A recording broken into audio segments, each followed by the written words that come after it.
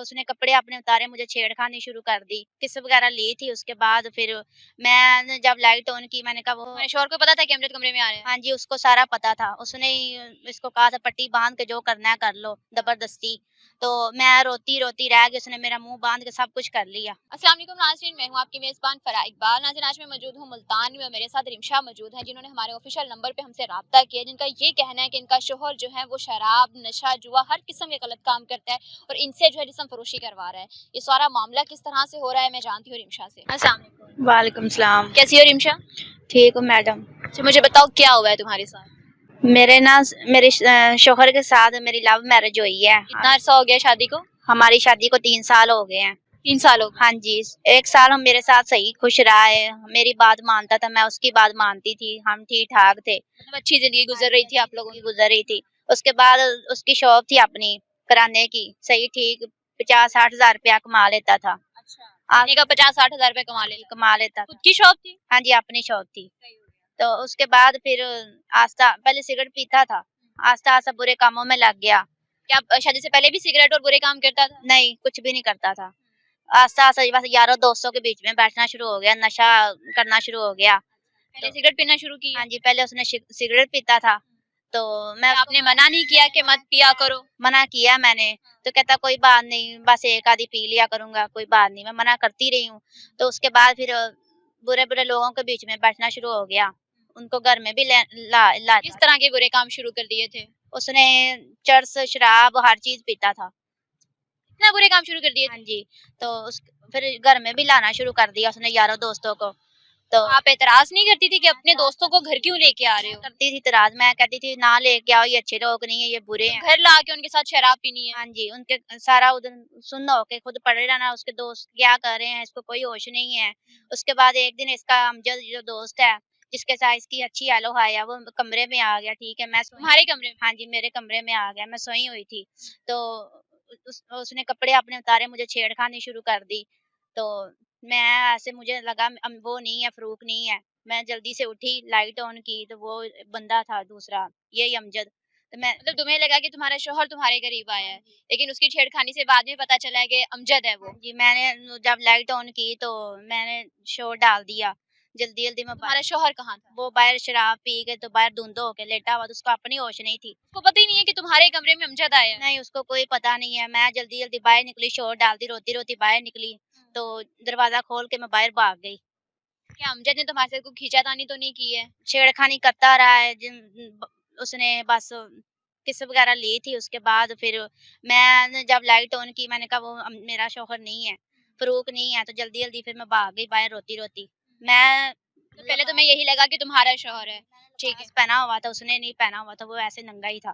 तो मैं जल्दी-जल्दी भाग गई बाहर, अपना दुपट्टा जो भी मेरे हाथ में आया, मैं जल्दी-जल्दी भाग गई बाहर अपनी घर जान में और बचाने। कौन-कौन होता है? कोई नहीं, मैं और फ़रूक ही दोनों ही होते थे तुम्हारे बस। बच्चे नहीं हैं? बच्चा हुआ था, इसने बस धक्का ऐसे दिया, वो मिसकैरेज हो गया। हाँ जी। उसके बाद औलाद नहीं हुई? बाद नहीं हुआ मेरा हमारा। 3 साढ़े 3 साल में दोबारा एक दफ़ा भी प्रेगनेंसी नहीं हुई? नहीं, मारता था, बहुत मारता था। अभी भी मुझे चोटें लगी हुई हैं। फिर मैंने नंबर आप लोगों क्या का फिर तुमने फारूक को बोला कि तुम्हारे दोस्त ने मेरे साथ इस तरह से नाज़ेबा हरकत करने की कोशिश की है, कमरे में आया है? वो कहता था मैंने कर्ज़ा देना है, तुम उनकी बात मानो, मैं कर्ज़ाई हूँ, बहुत परेशान हूँ। तो मैंने कहा मैं क्यों मानूँ, मैंने तुम्हें थोड़ी कहा ऐसे काम पे लगो। तो उसने मुझे मारना-पीटना, उन्होंने कहना उसने इनके कहना मानो।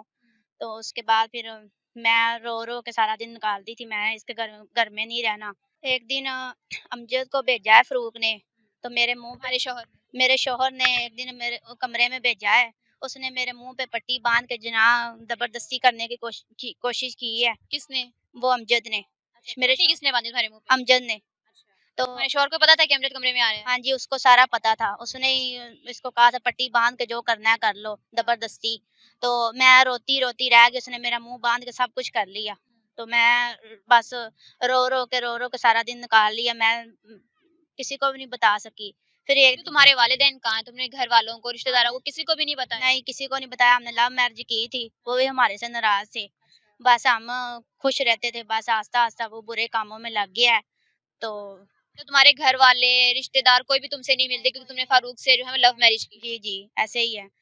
तो उसके बाद मैं आप लोगों का नंबर लिया, तो मैंने कहा मैं आप लोगों से बात करूँगी, उसने मुझे मारा भी है, ये देखे चोटें लगी हुई हैं, कोहनी मेरी यहाँ सारी दर्द करती है जैसे टूटी हुई है, तो मुझे बहुत मारता है, हर बात में इसके अलावा कोई और भी मर्द को घर लेके आया कि उन बाकियों के साथ भी गलत काम करो, या सिर्फ अमजद के साथ ही हुआ है? कहते थे बाकी भी दूसरी गंदी नज़र से देखते थे, ये अमजद ने तो बहुत ही बदतमीज़ी मेरे साथ की है, उसने कितनी दफा से बदतमीजी की? 1-2 दफ़ा की है। इसी तरह ही। हाँ जी, उसने मुँह बाँध के तो ऐसे गलत काम करता रहा मेरे साथ, ना मैं उठ सकूँ, ना लेट सकूँ, कुछ भी नहीं।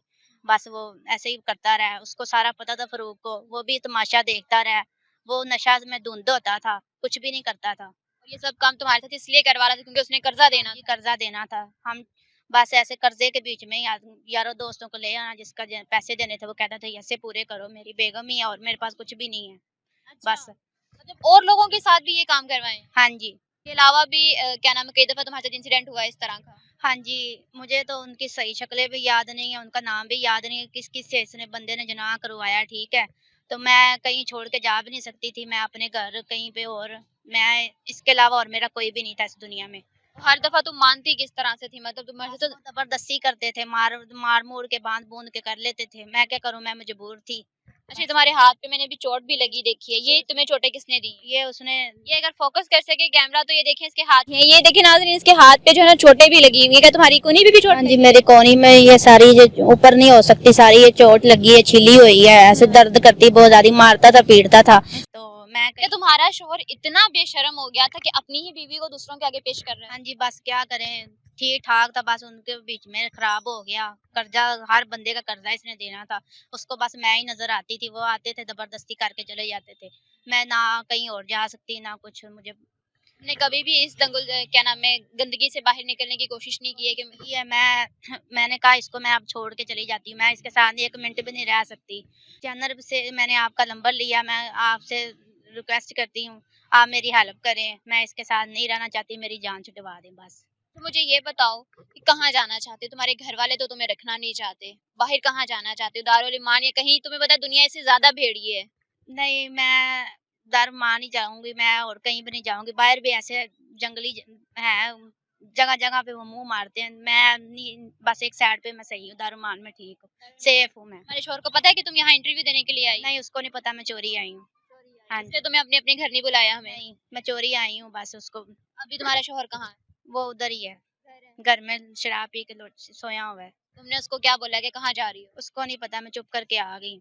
जी नाज़रीन, आपने रिमशा की सारी कहानी सुनी। ये मुल्तान की रहने वाली, इनका एड्रेस जो है हम नीचे जो है वो स्क्रीन पे दे देंगे। ये चाहती है कि कोई नेक बंदा जो है इस गंदगी से इसे बाहर निकाले और दारुल ईमान में से शिफ्ट करवा दे, क्योंकि ना तो इसके घर वाले हैं, ना ही रिश्तेदार हैं, किसी के पास ये जा सकती है। और अगर अपने शोहर के घर रहती है तो वो रोज़ जो है इसे ज़ना करवाता है, गलत काम करवाता है, अपने दोस्तों को घर लेके आता है और खुद सारा दिन शराब में जो है धुत लेटा रहता है।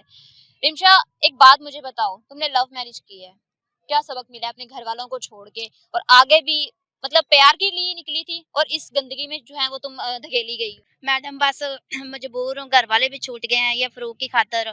उसके बाद मैं और कहीं जा भी नहीं सकती। उसने मुझे बुरे-बुरे कामों पे लगा दिया है। पहले ठीक था, अपने चक्करों में उसने मुझे ये गलत काम कहता है मेरे यार दोस्त ये करें, वो करें। जी नाज़रीन, इसी के साथ दीजिए इजाज़त, फिर मिलेंगे अल्लाह निगहबान।